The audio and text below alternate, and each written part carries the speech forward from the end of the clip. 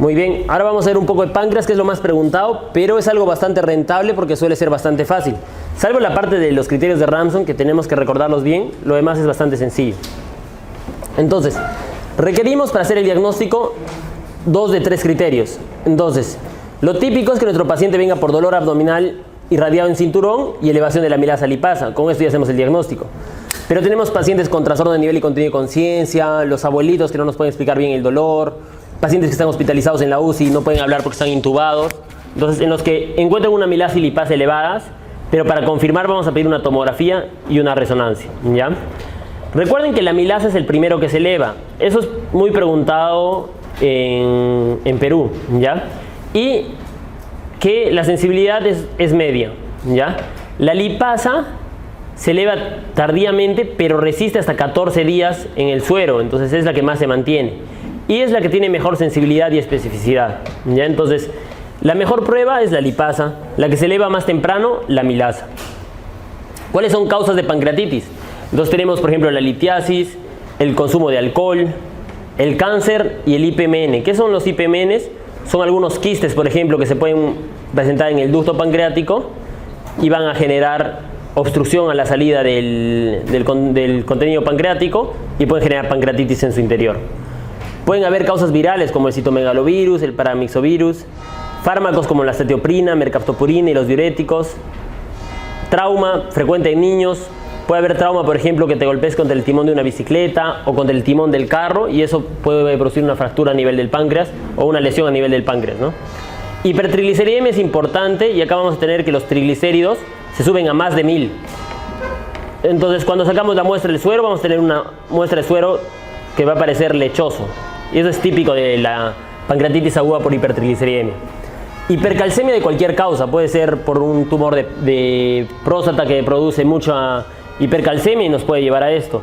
O puede ser también porque tenemos una lesión en las paratiroides y es un adenoma paratiroideo y que produce mucho calcio, pues está bien. Ascariasis, típico en nuestro país, que el ascaris se mete al páncreas y pues puede producir una picadura, una pancreatitis y la picadura de escorpión. Muy bien. El score que se utiliza actualmente para pancreatitis aguda es el score de Marshall. Entonces el score de Marshall pues se hace en todos los pacientes y esto se puede hacer desde el ingreso. Entonces vemos si hay falla de algún órgano, falla respiratoria, renal o cardiovascular. Si el valor nos sale 2 o más, estamos hablando de que hay un compromiso orgánico, ¿ya? A las 48 horas volvemos a evaluar a nuestro paciente y vemos si persistiera con una alteración del órgano, eso ya se llama severa. Pero si ya corrigió la alteración del órgano, pues es solo moderadamente severa. Y si nunca ha estado a este nivel, pues era una leve. Existen colecciones pancreáticas y estos son los nombres actuales desde el 2012, desde el Consenso de Atlanta. Entonces tenemos la colección fluida peripancreática aguda, que va a caracterizarse porque hay líquido alrededor del páncreas, no va a haber necrosis y el tiempo va a ser en menor de 4 semanas. Entonces, ¿cómo diagnosticamos la necrosis? Vemos a nuestro paciente, vemos su páncreas, le pasamos un poco de contraste y vemos que capta todo. Si capta todo, pues no hay necrosis. Pero si hay un área que no se capta, un área hipocaptante, un área que se queda más oscura que alrededor, ese es un foco de necrosis. Entonces, colección necrótica aguda, le pedimos la tomografía del paciente y vemos que hay un área de necrosis y que tiene líquido alrededor. Perfecto. Entonces, cuando es antes de las 4 semanas no se recomienda hacer un tratamiento porque como no hay pared es difícil de que pueda resistir. Entonces, acá podríamos añadirle la palabra pared. Entonces, pared no tiene. El pseudoquiste pancreático, pues ya pasaron más de 4 semanas y desarrolla una pared. Esa pared es gruesa y ya nos permite drenarlo, entonces sí tiene pared. Y como es un pseudoquiste, no tiene necrosis. La necrosis encapsulada, pues vamos a tener el foco de necrosis y ahí vamos a tener la colección. Y va a tener también una pared, entonces nos permite drenarla. Esta es una colección aguda peripancreática. Miren, el páncreas capta contraste, pero hay líquido alrededor. Este es un pseudoquiste. Fíjense que ya se formó una pared gruesa y este, miren, es una pared más gruesa aún. ¿Ya? Entonces, acá está el estómago. Entonces, ¿qué posibilidades tenemos para drenarlo? Podemos entrar ecoendoscópicamente y drenarlo con un stent, es una opción. O puede entrar radiólogo intervencionista y le pone un stent acá adentro y también puede servir. O el cirujano se mete por el estómago y también hace esta comunicación, hace una anastomosis entre el quiste y el estómago, ¿no? Entonces las tres son opciones. Cuanto menos invasivo sea, va mejor. Colección necrótica aguda, acá tenemos áreas de necrosis y tenemos una colección alrededor. Y esto es como queda esa colección necrótica aguda. No había una necrosis marcada y ahora solo nos ha quedado una colección. Esto a veces tiene áreas medias turbias en su interior y tiene riesgo de infectarse. Acá tenemos otra colección necrótica encapsulada. Y esta es una necrosis infectada. ¿Por qué? Porque ha empezado a presentar aire en su interior. Entonces la presencia de aire en su interior es un signo de infección. Muy bien, entonces ahora tienen que recordar los criterios de Ramsson. Ya, tenemos los criterios de Ramsson. Tenemos los criterios de Ramsson al momento del ingreso y a las 48 horas. Entonces el momento del ingreso, edad mayor de 55 años, leucocitos mayor de 16.000, glucosa mayor de 200, LDH mayor de 400 y TGO mayor de 250. En otros casos nos puede poner AST, es lo mismo, AST, TGO. El hematocrito, una caída mayor de 10%, déficit de líquidos mayor de 4 litros, calcio menor de 8 miligramos por decilitro, el PO2 menor de 60, un aumento en el BUM o la albúmina menor de 3.2. ¿Qué es lo que más nos preguntan generalmente? El calcio, que es menor de 8 miligramos por decilitro.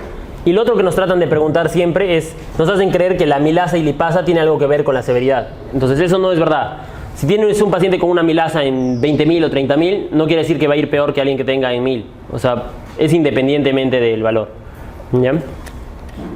Muy bien, esto también a veces lo han preguntado. Recuerden el signo de Cullen, pancreatitis hemorrágica periumbilical. Y signo de Gray-Turner a nivel de los flancos. Como son dos flancos, son dos palabras, Gray-Turner. Entonces, eso lo pueden preguntar a veces y nos lo preguntan como un dato semiológico, ¿no? El signo de Cullen se asocia con, y la respuesta es pancreatitis hemorrágica. O a veces se pueden poner, el signo de Cullen es la formación de un hematoma de pared a nivel periumbilical o a nivel de los flancos. Entonces, eso también se tienen que acordar. Entonces, ¿cómo debe ser el manejo de la pancreatitis? Lo primero que tenemos que hacer desde que sospechamos que nuestro paciente pueda tener pancreatitis, o sea, desde que tiene un dolor en cinturón, es hidratarlo. Entonces no perdamos tiempo pidiéndole la amilasa a la lipasa, que vaya a sacarse primero la ecografía, no. De inmediato lo hidratan.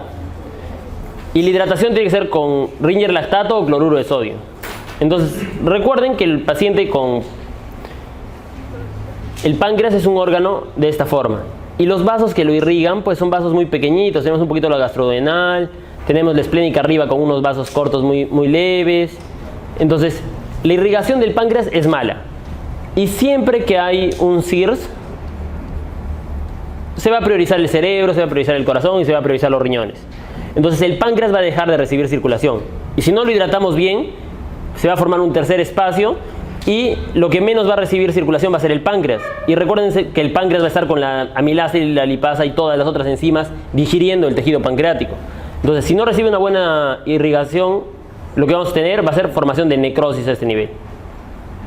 Entonces, muchas de las pancreatitis necrotizantes son culpa de nosotros mismos, porque no los hidratamos bien a los pacientes. Entonces, y eso sobre todo pasa cuando el paciente viene de una provincia lejana, que ha estado 7, 8 horas con dolor y no ha recibido ni un poquito de cloruro, pues esos son los que vienen peor, con mayor cantidad de complicaciones. Muy bien, la analgesia es con lo que el paciente pueda tolerar. No se recomienda AINES porque los AINES pueden llevar a un compromiso renal. Entonces preferimos utilizar medicamentos como el paracetamol o los opiáceos, ¿ya? Sí es verdad que los opiáceos producen contracción del esfínter de Oddi, pero eso no contraindica su uso, ¿ya? En la dieta, pues inicia, si es una pancreatitis leve, iniciamos la dieta líquida o blanda una vez que el paciente no tenga dolor, tenga buenos ruidos, ya no tenga vómitos. Pero si es una pancreatitis severa, vamos a iniciar la nutrición por sonda nasoyeyunal o nasogástrica. ¿Por qué? Recuerden, en 4 días de NPO, los enterocitos van a disminuir su tamaño. Y si los enterocitos disminuyen de tamaño, no van a hacer una buena barrera intestinal. Y si no hay una buena barrera intestinal, se va a producir la translocación bacteriana. ¿Y a dónde van a ir esas bacterias? Van a ir a la necrosis. ¿Y qué van a generar? Un cuadro similar a este de aquí. Presencia de aire dentro de la necrosis pancreática. Entonces, el nutrirlo al paciente también previene esta complicación. ¿Ya? Antibióticos, ¿se tiene que dar antibióticos? Pues solo en casos de colangitis, de colecistitis o de necrosis pancreática infectada. Entonces, normalmente no se recomienda profilaxis antibiótica. ¿Y qué tratamiento daríamos para una necrosis pancreática infectada? Carbapenem. Es la mejor opción. ¿Ya? Es importante definir los términos de colelitiasis, que son los cálculos en la vesícula, coleocolitiasis, que son los cálculos en el colédoco, colecistitis, que es un engrosamiento en la pared mayor a 3 milímetros, y colangitis, que es una infección biliar a nivel del colédoco. ¿Ya? ¿Cómo nosotros decidimos en gastro si el paciente va a ir a una CEPRE o va a ir a una resonancia en un contexto de paciente con coleocolitiasis? ¿Ya? Entonces, lo primero que hay que saber es que la CEPRE tiene complicaciones, entonces no la podemos hacer en todos los pacientes. Entonces tratamos de hacerlo en los pacientes que tengan un alto riesgo de tener coleocolitiasis. Entonces tenemos criterios muy fuertes, y nuestros criterios muy fuertes van a ser la presencia de un cálculo en la ecografía, o sea que el ecografista lo vea el cálculo, la presencia de una bilirrubina mayor a 4 o la clínica de colangitis. Entonces, cualquiera de estos 4 factores se considera un criterio muy fuerte. Si hay alguno de estos 3, se considera un criterio muy fuerte. Basta con que haya uno, el paciente debería ir a CEPRE. De los criterios fuertes tenemos que tener los dos, un colédoco dilatado mayor de 6 y una bilirrubina mayor de 1.8.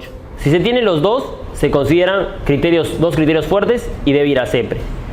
Todo lo demás se considera probabilidad moderada, que solo haya uno de estos, o que haya alteración de las pruebas de función hepática, edad mayor de 55 años o pancreatitis biliar. Todos esos deben ir a resonancia magnética. Muy bien. Para colangitis, típicamente en los exámenes nos hablan de la tríada de Charcot. Y la tríada de Charcot, pues lo que nos habla es de fiebre, ictericia y dolor. ¿Ya? Entonces, ahora, pues Tokio en el 2013 y lo ratificó en el 2018, pues tenemos la escala de Tokio, y esta escala de Tokio utiliza estos parámetros, que son muy similares a fiebre, ictericia y dolor. Entonces, con eso nos tenemos que acordar. Fiebre se representa como una inflamación sistémica, la presencia de fiebre o de leucopenia o leucocitosis. Colestasis se va a manifestar como una elevación de la fosfatasa GGT o como una elevación de la bilirrubina más de 2. Y la imagen que va a representar el dolor, porque eso es lo que duele, va a ser la dilatación de la vía biliar o la presencia de una estenosis, litiasis o una causa que lo explique como un stent. ¿Ya?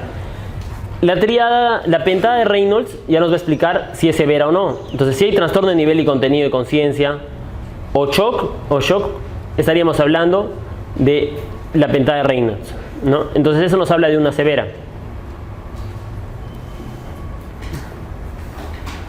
Entonces la pentada de Reynolds también nos va a orientar a trastorno de nivel y contenido de conciencia y nos va a acompañar con disfunción cardiovascular. Pero recuerden, puede haber una alteración en el PAFI, puede haber una disfunción renal, puede haber una disfunción hepática caracterizada por una elevación del INR muy marcado, o puede haber una disfunción hematológica con una plaquetopenia severa. Si es grado 1 le damos antibióticos y en algún momento tiene que entrar a CEPRE. Si es grado moderado, en 48 horas debemos entrar a CEPRE. Y si es severa, el que pueda lo drena. Si está el radiólogo intervencionista lo drena, si está el cirujano le pone Zucker, y eso es algo urgente y se tiene que drenar rápidamente porque si no el paciente va a fallecer. ¿Ya? ¿Qué complicaciones puede tener la CEPRE? Entonces, la CEPRE puede tener diferentes tipos de complicaciones. Vamos a tener a la cabeza las pancreatitis. Estas pancreatitis ocurren en el 5% de las CEPRES. Más frecuente en mujeres jóvenes, colédoco delgado, en el que se introducen, por ejemplo, la guía al páncreas o el esfinterótomo al páncreas. Entonces, estas son las que tienden a generar eso. ¿Cómo se podría prevenir? Se puede prevenir, pues, uno, entrenándonos bien. O sea, los que queremos hacer CEPRE tenemos que tener una buena curva de aprendizaje. Y dos, pues se puede utilizar AINES durante el procedimiento. Se utiliza AINES rectales como indometacina y diclofenaco. Y también con hidratación durante el procedimiento. El paciente se le pasa cloruro de sodio o se le pasa Ringer lactato y pues va muy bien. El paciente puede presentar un sangrado, y el sangrado de la papilotomía es un sangrado importante. ¿Por qué? Porque acá alrededor pasan arterias muy grandes. Entonces, cuando hacemos el corte de la papilotomía, si no lo hacemos a horas 11, lo hacemos pues a horas 2 o lo hacemos a horas 7, podemos coger un vaso importante y es un sangrado súper importante con hematoquesia, puede presentar hematemesis. Y esto típicamente va a ser en pacientes cirróticos, que toman aspirina, que reciben anticoagulación por alguna causa, ¿ya? Y la perforación va a ocurrir en 0,1% de los pacientes. Típicamente vamos a tener que la perforación puede ser a nivel de duodeno, entonces tenemos acá el duodeno y acá tenemos la papila. Si la perforación se da, porque entra la CEPRA es como un endoscopio, pero con visión lateral. Entonces entramos y empezamos a maniobrar aquí. Pero a veces presionamos un poco fuerte aquí y se puede romper acá la pared peritoneal, la pared del duodeno y nos vamos hacia peritoneo. Y esto pues es una complicación que amerita entrar a la sala de inmediato, ¿ya? Salvo que nos demos cuenta de que todo el aire se está yendo y saquemos esto, introduzcamos el endoscopio y lo cerramos con clips rápidamente.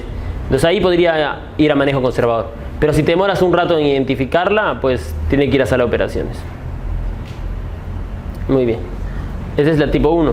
La tipo 2 es cuando estás haciendo el corte a nivel de la papila y se produce una pequeña perforación a este nivel. Entonces, la tipo 2 puede responder con antibióticos simplemente. Y la tipo 3 es cuando estás instrumentando el coledo que estás acá adentro y estás con el balón o con la guía y de pronto la guía se sale un poquito para el costado. Es la tipo 3. Esa también es retroperitoneal y el manejo es conservador. La que nos preguntan típicamente en el examen es la tipo 1. ¿Y cómo la vamos a diagnosticar? Igual que la perforación de la úlcera. Entonces lo que vamos a hacer es pedir una rayos X de tórax y si vemos aire debajo del diafragma, pues ya basta y eso ya decimos que es un neumoperitoneo. Pero ¿cómo se vería la perforación retroperitoneal? Entonces la perforación retroperitoneal esa la vamos a ver en la placa de abdomen. ¿Y qué vamos a ver? Vamos a ver el riñón y vamos a ver el psoas. Normalmente no se ven y cuando empiezan a tener aire alrededor se marcan y se observan así bien bonitos los bordes. Entonces ese es un tip que pueden tener sobre perforaciones retroperitoneales. Muy bien, el colangiocarcinoma es otro de los tipos de tumores. Este felizmente no ha venido muchas preguntas, pero tiene algunas características. Se asocia también con las hepatitis B y la hepatitis C. Se asocia a una enfermedad que ya hemos mencionado, que es la colangitis esclerosante primaria. La historia típica va a ser un paciente varón mayor de 65 años que va a presentar ictericia, coluria, hipocolia. Vamos a tener valores de fosfatasa alcalina súper altos, como que de 2000, con una bilirrubina también súper alta de 20. Y cuando le sacamos la tomografía vamos a ver dilatación de vías biliares intrahepáticas, extrahepáticas, pero no vamos a observar una lesión, como un tumor de páncreas o algo así. Entonces ahí es donde vamos a pensar nosotros, este puede ser un colangiocarcinoma. Y el colangiocarcinoma puede tener diferentes ubicaciones. Acá tendremos la tipo 1, podemos tener el tipo 2, el tipo 3, el tipo 4 y el tipo 5. ¿Cuál me interesa que se acuerden? El tipo 4. ¿Por qué? Porque este es el tumor de Klaskin, ¿ya? Y la característica ecográfica y tomográfica del tumor de Klaskin es que va a haber dilataciones de vías biliares intrahepáticas con una vía biliar extrahepática normal.